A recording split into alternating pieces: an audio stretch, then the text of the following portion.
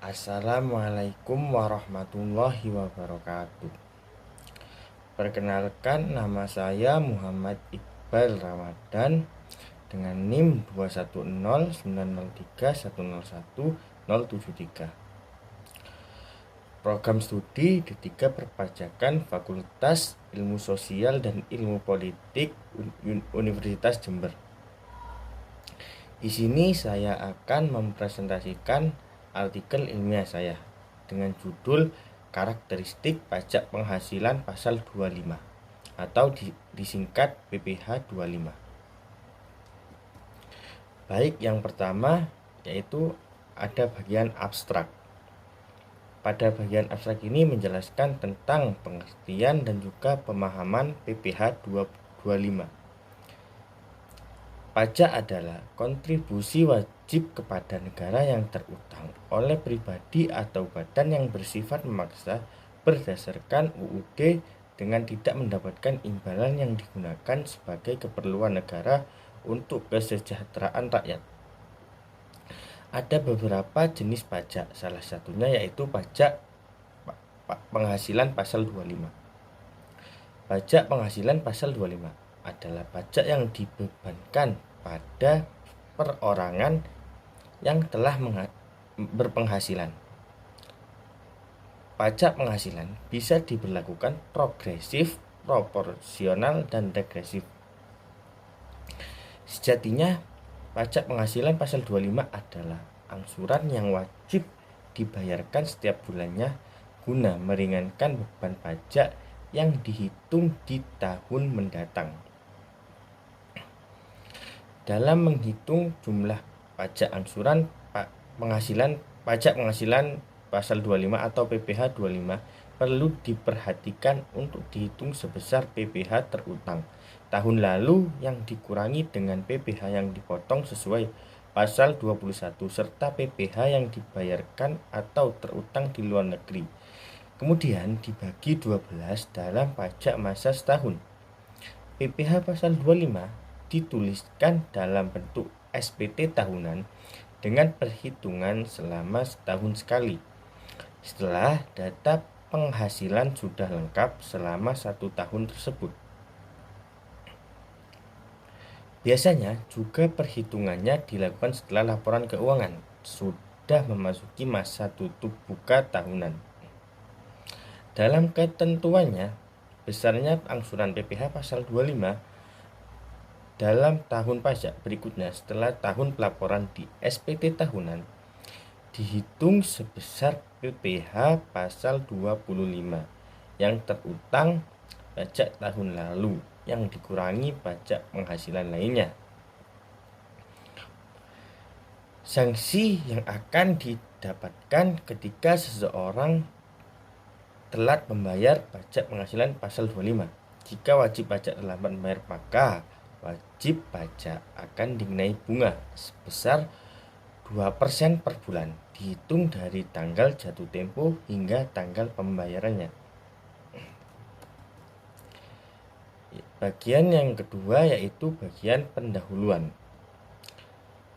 Di bagian pendahuluan berisi tentang pajak adalah kontribusi wajib kepada negara yang terutang oleh orang pribadi atau badan yang bersifat memaksa berdasarkan undang-undang dengan tidak mendapatkan imbalan secara langsung dan digunakan untuk keperluan negara sebesar-besarnya untuk kemakmuran rakyat. Menurut Profesor Dr. Rahmat Sumitro, sarjana hukum dalam Mardiasmo, pajak adalah iuran rakyat kepada kas negara berdasarkan undang-undang atau yang dapat dipaksakan dengan tidak mendapat jasa timbal balik kontra prestasi yang dilangsung dapat ditunjuk dan digunakan untuk membayar pengeluaran umum. Tanggung jawab atas kewajiban membayar pajak berada pada kesadaran pemahaman setiap masyarakat itu sendiri untuk memenuhi kewajibannya tersebut. Dalam upaya pemenuhan kewajiban bayar pajak, wajib pajak dapat memenuhi kewajibannya, salah satunya dengan menggunakan pajak penghasilan pasal 25. Pajak penghasilan pasal 25 atau PPh pasal 25 adalah pajak yang dibayarkan secara angsuran. Tujuannya yaitu untuk meringankan beban wajib pajak, mengingatkan pajak yang terutang harus dilunasi dalam waktu 1 tahun. Pembayaran ini harus dilakukan sendiri dan tidak bisa diwakilkan oleh siapapun. Pajak penghasilan ini harus dilunasi dalam waktu 1 tahun. Pembayarannya menggunakan sistem angsuran per bulan tentu bermanfaat untuk meringankan beban wajib pajak, baik orang pribadi maupun badan. Sanksi yang akan didapatkan PPh pasal 25 jika wajib pajak terlambat membayar, maka WP akan dikenai bunga sebesar 2% per bulan, dihitung dari tanggal jatuh tempo hingga tanggal pembayarannya. Di bagian selanjutnya yaitu ada bagian hasil dan pembahasan. Pajak penghasilan pasal 25 adalah pajak yang dibayar secara angsuran. Tujuannya adalah untuk meringankan beban wajib pajak, mengingat membayar pajak yang terutang harus dilunasi dalam waktu 1 tahun. Pembayaran ini harus dilakukan sendiri dan tidak bisa diwakilkan. Selanjutnya ada perhitungan PPh pasal 25.